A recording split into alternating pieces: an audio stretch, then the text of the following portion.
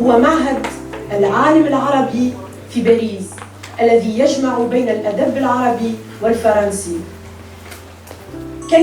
كلمة رئيس معهد العالم العربي في باريس تلقيها نيابة عنه المستشارة الدبلوماسية السيدة إيناس بن كريم، فتتفضل.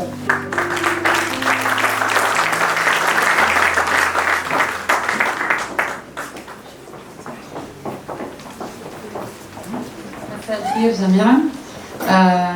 أبدأ بكلمة بالعربي لأنني أتكلم العربي وأفتخر بذلك. Et je poursuivrai en français. Je vais prononcer ce mot d'amitié de la part de Jack Lang, le président de l'Institut du monde arabe qui n'a pas pu venir ce soir. Et qui vous salue tous, Excellences, les ambassadeurs, messieurs et madame les ambassadeurs.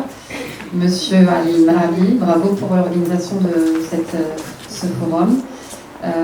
Qui est une excellente chose. C'est un très beau symbole aussi que ce forum soit accueilli pour sa première édition dans la Maison d'Égypte, dans ce bel endroit aussi de la Cité internationale, qui est un lieu d'échange, de dialogue entre les jeunes, donc les futures générations aussi, qui vont, on l'espère, se nourrir de cet événement pour mieux connaître la richesse de la culture et de la littérature arabe, dans sa grande diversité. Je ne serai pas très longue, mais juste un petit mot pour vous rappeler aussi que l'Institut du monde arabe est un lieu, et le lieu par excellence justement de ce dialogue, de ces échanges entre les publics francophones, français, qui ont des liens ou pas avec les pays arabes en France, mais qui est aussi un lieu de rayonnement de la culture, des cultures arabes, et notamment de la littérature arabe, mais aussi de toute la production intellectuelle arabe, donc pas seulement la littérature ou la poésie, mais aussi la pensée. Et je profite d'être ici ce soir pour encourager tous les gens qui sont là à parler de tout ce qui se passe à l'Institut du monde arabe et à faire connaître, parce que peut-être que c'est pas assez connu, mais à Lima, il y a très régulièrement des rencontres littéraires où sont invités des auteurs, des autrices des pays arabes.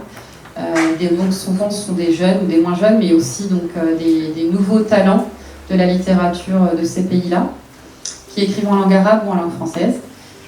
Donc l'objectif de ces rencontres, c'est de les faire connaître au public français et au public, à tous ceux qui habitent à Paris, donc pas seulement les Français.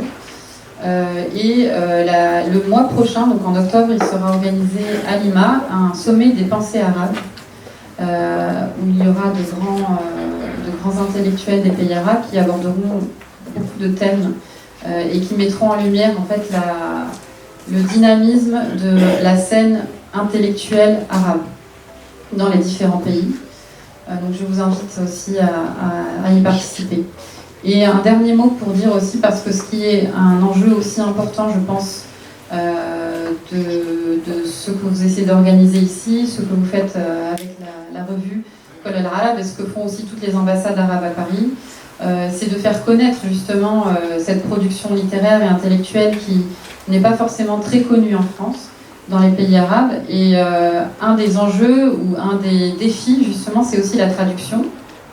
C'est pour ça que Lima a décidé de relancer l'édition d'ouvrages en sciences sociales, qui sont donc des ouvrages en langue arabe que Lima va traduire petit à petit avec les moyens modestes qu'on a, mais c'est très important, je pense, parce que c'est un des instruments pour aussi déconstruire une image parfois erronée, soit négative, soit un peu passéiste, c'est-à-dire qu'il y a beaucoup de gens qui connaissent les grands noms de la littérature ou de la pensée arabe comme Avicenne, enfin la grande époque andalouse, et puis un peu plus tard aussi, mais il y a, je pense, une méconnaissance du dynamisme de la pensée arabe aujourd'hui, contemporaine. Donc voilà, c'est aussi un des rôles de l'Institut du monde arabe, et on est très heureux du coup d'être associé ce soir aussi au lancement de ce forum auquel on souhaite le plein succès. Shukran jazilan.